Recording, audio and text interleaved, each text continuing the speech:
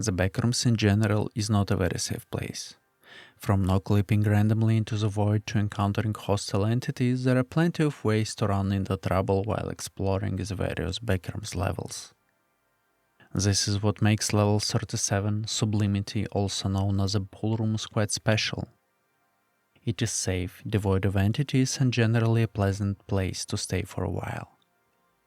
Just be careful not to sleep on the wet tiles.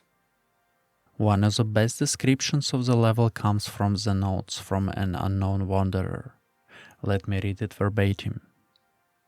My musings, after numerous explorations, boundless journeys through unquantifiable locations, it seems I have finally reached a place of solitude. Endless halls, long, darkly lit corridors, empty structures of no end. Those are what I have become accustomed to. This, however, is my first breathing point in a storm of chaos and confusion, a peaceful point where I can finally rest. Never before have I witnessed architecture such as this, brightly lit rooms with pools of blue water surrounding one's body like a warm embrace. White ceramic tiles make up the walls and floor, reflecting the light and leaving no corner untouched by its radiance. These places are not bounded in reality, they are a microcosm of one's mental state, a reflection of their emotions. They are a twisted parody of reality, extended interpretations of locations one does not typically consider whilst passing through.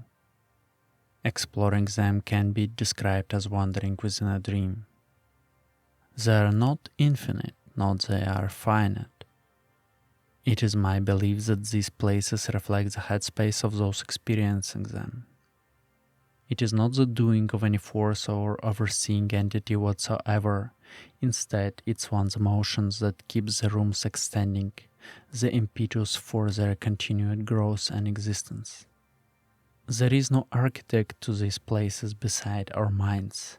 They are human thought, pushed away from its makers, alien despite their familiarity.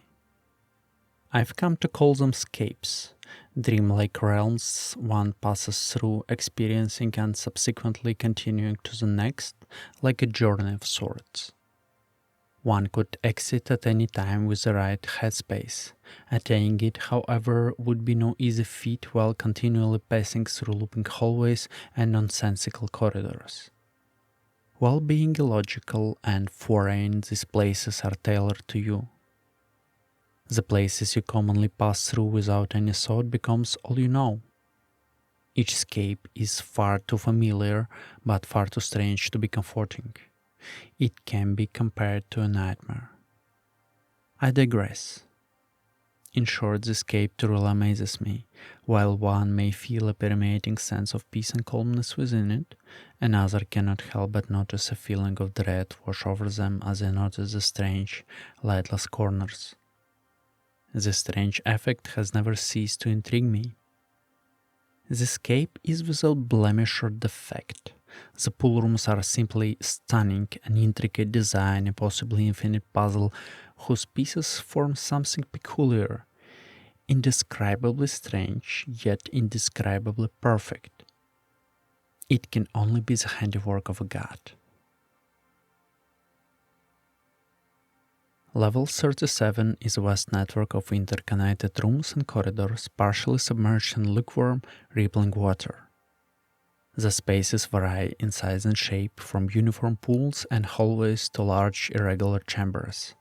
White ceramic tiles cover every surface, walls, ceilings, and floors, eerily pristine, with no signs of damage, their glossy finish reflecting the blue-green tint of the water. The architecture feels both strict and purposeless. Rooms connect in nonsensical ways with features that defy logic, pillars rising impractically from the water, light cast from odd angles leaving areas in complete darkness, and staircases descending straight into deep flooded pits. These deeper areas, often accessed through submerged openings, are dangerous. Poor lighting and unpredictable currents pose a serious drowning risk without proper equipment. Chemical traces of magnesium sulfate, Epsom salt, have been found in the water, known for its natural relaxing effects. Alongside it are unidentified compounds, believed to enhance these effects through unknown, possibly anomalous properties. A constant subtle ripple disturbs our water surfaces even in stillness. Its source is unknown, perhaps a natural phenomenon within the vastness of the level itself. Sound behaves strangely here, voices feel muted, echoes disappear, and the water's noise shifts from calming to overwhelming. The cause of this anomalies remains unexplained. Huge size of the level makes it hard to colonize, and it is unknown if it's really devoid of entities or it is just too big to stumble against one. There is only one sublevel, level 37.1, the deep end, and you can get there if you wander into darker areas of level 37 far enough. While the design of level 37.1 remains consistent, each room features distinct details or apparent purposes. Some areas hold barely enough water to qualify as pools, while others are fully submerged with depths reaching nearly 40 meters.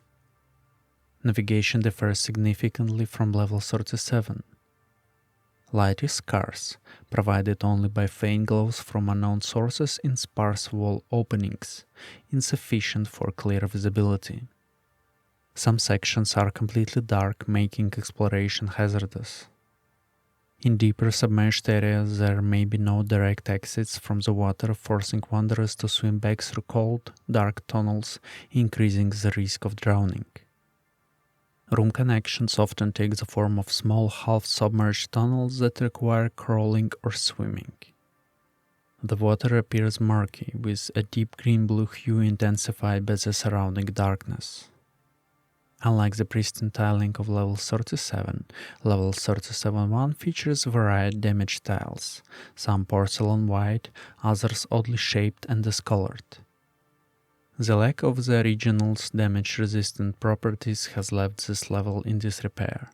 Filthy grout, broken tiles, and deteriorating structures are common, creating an ominous contrast to the poolroom's perfection. The water remains frigid, typically between 17 to 21 degrees Celsius, with isolated areas even colder. The air is dry, stale, and carries an unpleasant odor throughout. The structure of level 37.1 shifts rapidly and erratically, creating a twisted non-linear space. Communication devices like audio recorders and live video equipment produce undecipherable results, likely due to the level's warped, non-Euclidean nature.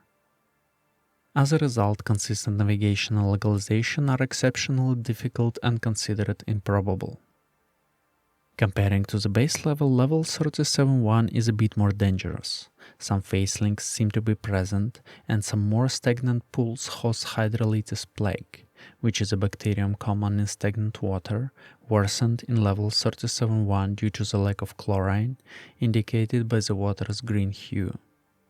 It is more prevalent here than in level 37, with contamination mainly through water exposure. Avoid contact and never consume the water. Exiting this sublevel is possible if you follow the light and if you, of course, are lucky enough. The same as with the base level, one can gain some knowledge from the notes left by previous wanderers. Let me finish by reading one of them. Observations and Mysteries. After countless miles of wandering with no direct goals in mind, lost from my thoughts, just me and my destructive conscience, I think I have finally come to my senses about this place. What cannot be seen in the digital format, the hidden and the unheard are very much tangible when seen in person. The unnatural properties presented in the deep end, hardly ever seen in such spaces, seem to censor themselves from documented formats. This is an element that cannot be captured by any device. It is a vision you have to understand from perspective. The dark goes much further than it appears from the surface. Contrasting with its aesthetic companion, the areas aren't typically seen in level 37.1 represent imperfection in its truest form. As level 37 was discovered, it was described as having a pristine, minimally designed nature, giving a calming sensation to those that wander through it. Suddenly, the constant fear of wandering through an infinite dimension you've never seen before is able to take a rest, as if in a dream. The eeriness still remains, sure, but everything is so homogeneous that the reoccurring restlessness calms itself. The same thing cannot be said for this dingy edifice. Demolished walls, broken tiles, sections missing with no feasible explanation, and inhumane conditions are some of the main traits one will notice if they ever end up here. When one goes through the dark places in the pool rooms, they would never expect where they could find themselves next. The flawless atmosphere begins to fade. The uniformity of the white tiles all around, resembling the mono-yellow madness from the Genesis, cannot be seen anymore. The water begins to get noticeably colder and the air drier. The underlying ugliness is revealed. Level 37.1 is supposed to be the contrast between sublimity and mediocrity. When a flawless vase breaks, it will be more impactful than when it was intact. A dismantled zone will have more influence than an undamaged one. That is the deep end. May all who unfortunately end up in this location find peace.